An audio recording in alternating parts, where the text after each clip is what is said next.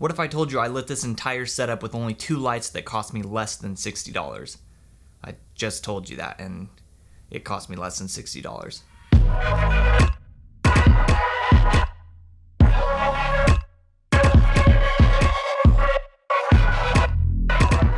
What's going on, everyone? Welcome to a new video. My name is Jordan Polmano, and if this is your first time checking out the channel, thank you. I hope that you find this video helpful. So last week I posted a YouTube video running through the lighting setups that I use in these type of videos, and it got me thinking, even though that whole lighting setup was only $400, what can I do with an even more DIY approach? What if I had no money to spend on lighting? How can I still get a really nice looking video? And so immediately I thought about one of my favorite DIY lighting setups, and that is a China ball. So a China ball or a China lantern is a paper orb that when you put a light in it, it creates a very nice soft look, and it's omnidirectional, so it casts the same amount of light 360 degrees, which is great for when you want to light an entire room or you're trying to light a scene at a table or there's multiple subjects. Now they do make professional versions of this, but for the sake of this video, I'm going to create a DIY China lantern. Starting with the China ball itself, I got a 10 pack of these for $13.99, and I got the 12-inch version because I'm only lighting small areas, and I also wanted the ball to be small so that I can throw it into different corners or in places that I can't really bring a big light in. So if you're trying to light on a larger scale, I would definitely recommend nothing smaller than a 24-inch bulb. But since I'm only using these to light myself in a small area, the 12-inch is perfectly fine for that.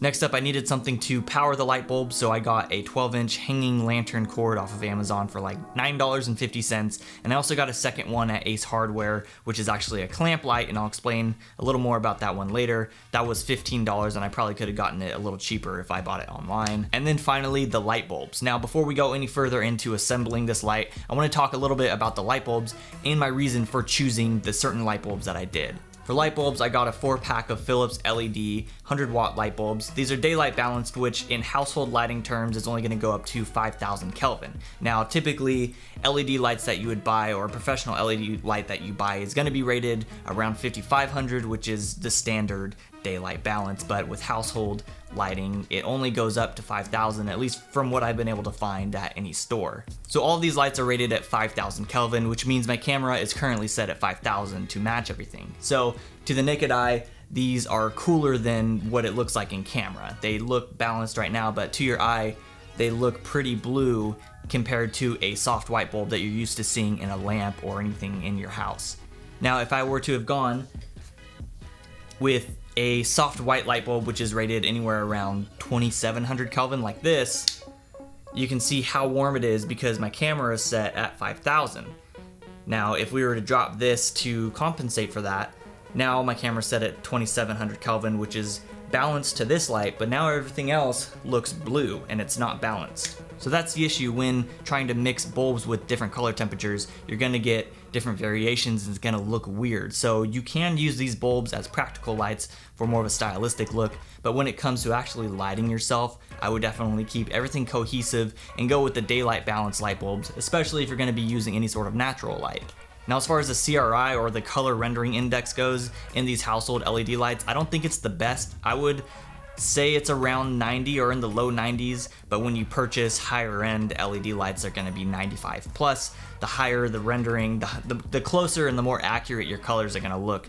But for the sake of a DIY lighting setup, I don't really think that the color rendering index is the biggest factor. You should worry more so about the look of it, and just know going into it that you're buying LED lights from a store, so they're not made for video, they're made for your house. This lantern is set up in a few easy steps by removing it from the packaging and inserting that metal wire into the middle. That's going to keep it in the shape of a ball. Next up, take your bulb and the cord, and you're going to insert that bulb into the socket. Now feed that through the lantern, and there's going to be clips on the top, and that's going to hold that wire in place so that the bulb hangs freely in the center of the lantern. Once you have those in place, just hang it. In my case, I'm going to hang it on top of my boom stand and wrap the cord around it just a little bit to keep it in place. Plug it in, turn it on, and you're good to go. That's it.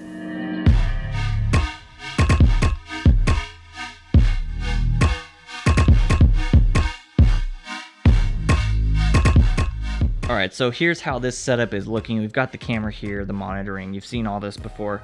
We have our first light up here. Now I have this on a boom stand, which you don't need to have them on a boom stand, but I do like hanging it over like this because you can just move it around a lot easier and hide any stands. It's not going to be in the way of the camera. So I have this right here. I'm sitting just a couple feet from it. Doesn't need to be that far. So this is the key light here. And then we move around to the middle of the office and we have this second light, which is acting as an edge light onto the back of my face here. And it's also lighting everything over here. So without this light, you can tell this background is a little too dark.